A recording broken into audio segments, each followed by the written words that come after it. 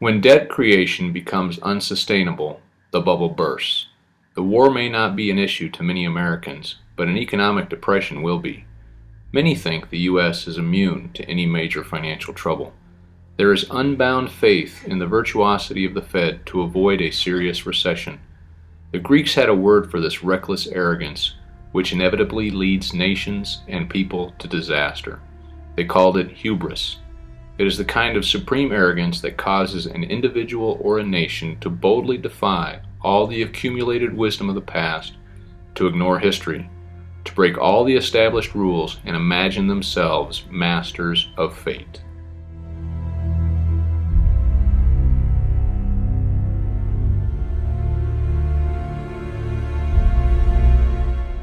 World stock markets plummeted on Monday, the worst drop since the World Trade Center attack in 2001. The global economic meltdown is fueled by worries of a possible worldwide recession, spurred by weaknesses in the U.S. economy. In what some are calling a panic move, the U.S. Federal Reserve slashed interest rates by 3/4 of a point, the largest rate cut since 1982. It may have temporarily stopped the bleeding, but questions still remain about an economy that, as President Bush put it, is facing some challenges.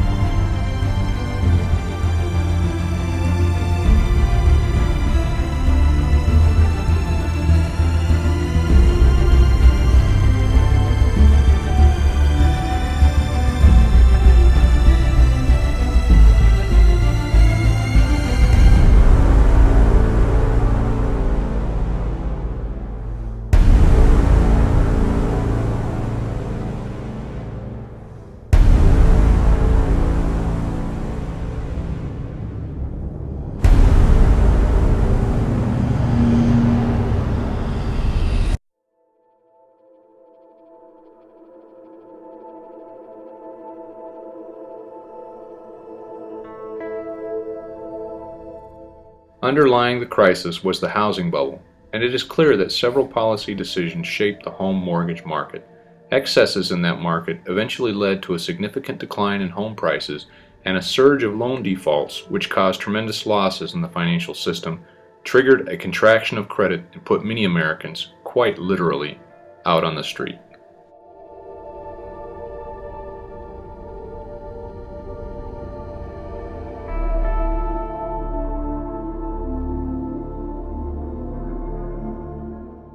In 2009, the Permanent Subcommittee on Investigations looked into what caused the financial meltdown of 2008.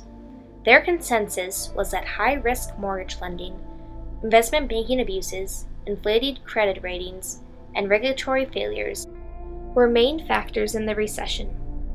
Overall, extreme leniency in the mortgage lending market, coupled with risky financial decisions made by investment banks and overzealous consumer spending, combined to cause the downturn.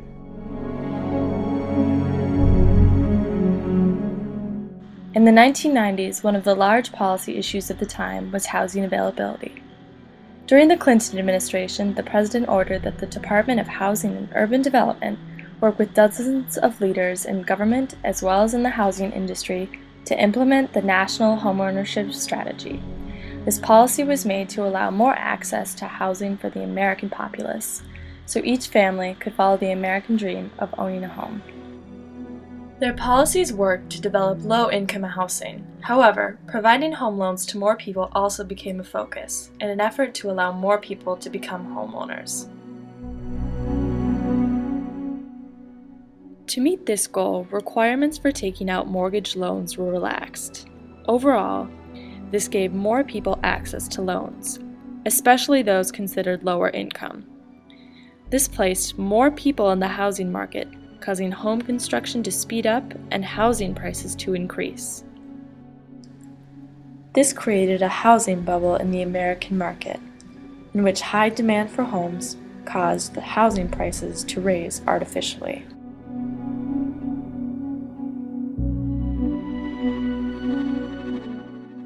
These mortgage loans were often risky in the long term. During the 90s and 2000s, exuberant spending had become the norm, with a 350% increase in credit spending, while only a 188% increase in income. Americans were spending money they didn't have, leaving them open to financial troubles. For the banks, one financial misturn from their homeowners could be disastrous. With billions of dollars worth of mortgage loans given in America, many investment banks began to buy mortgages from one client and sell them to another for profit. This involved the creation of complex financial tools. Investment banks would bundle the mortgages they bought into CDOs, collateralized debt obligations, and then would sell off these products for hefty returns. In total, investment banks such as Goldman Sachs and Deutsche Bank made over $1.4 trillion in CDO securities from 2004 to 2008 alone. Here's a brief explanation of CDOs for those of us who don't work at Goldman Sachs. A family wants a house, so they save for a down payment and contact a mortgage broker. The mortgage broker connects the family to a lender who gives them a mortgage. The broker makes a nice commission. The family buys a house and becomes homeowners. This is great for them because housing prices have been rising practically forever. Everything works out nicely. One day, the lender gets a call from an investment banker who wants to buy the mortgage. The lender sells it to him for a very nice fee. The investment banker then borrows millions of dollars and buys thousands more mortgages and puts them into a nice little box. This means that every month he gets the payments from the homeowners of all the mortgages in the box. Then he sicks his banker wizards on it to work their financial magic, which is basically cutting it into 3 slices: safe, okay, and risky. They pack the slices back up in the box and call it a collateralized debt obligation, or CDO. A CDO works like 3 cascading trays. As money comes in, the top tray fills first, then spills over into the middle, and whatever is left into the bottom. The money comes from homeowners paying off their mortgages. If some owners don't pay and default on their mortgage, less money comes in and the bottom tray may not get filled. This makes the bottom tray riskier and the top tray safer. To compensate for the higher risk, the bottom tray receives a higher rate of return, while the top receives a lower, but still nice return. To make the top even safer, banks will insure it for a small fee called a credit default swap. The banks do all of this work so that credit rating agencies will stamp the top slice as a safe, AAA rated investment, the highest, safest rating there is. The OK slice is BBB, still pretty good, and they don't bother to rate the risky slice. Because of the AAA rating, the investment banker can sell the safe slice to the investors who only want safe investments. He sells the OK slice to other bankers, and the risky slices to hedge funds and other risk takers.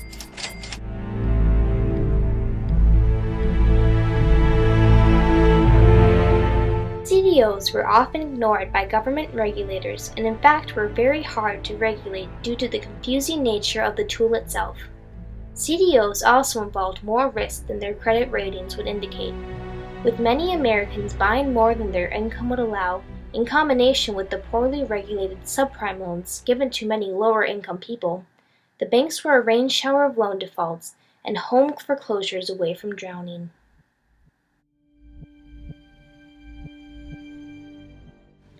Investment banks use the high concentration of mortgage loans in the American market to create financial tools for profit. One example of one of these tools are CDOs. Before being sold, CDOs were rated to show the buyer if their investment was safe. Overall, the CDOs received great ratings, with the prime portion of the tool receiving AAA ratings. However, these ratings were misleading. Credit rating agencies were paid to give the investment bank's financial tools or products good ratings. The actual risk of investments such as CDOs was not disclosed. Many people across the world bought CDOs and other mortgage products from these banks. The improper rating given to financial products such as CDOs were a result of the greed of investment banks, and certainly these incorrect ratings helped the banks sell many risky financial products that would cause the Great Recession. The Great Recession was a financial crisis caused by regulatory failures. Deregulation of the mortgage industry placed many subprime loans in the mortgage market and allowed a large number of loans to enter the U.S. economy. These factors created an artificial increase in housing prices, creating a bubble that would pop in the 2008 recession. This extreme saturation of mortgage loans in the market led investment banks, who were filled with greed, to produce supposedly safe financial products for profit. This crisis could have been avoided had more regulation of the mortgage and investment banking industries taken place. However, as a whole, plain old American greed brought the recession to the level of severity in our economy.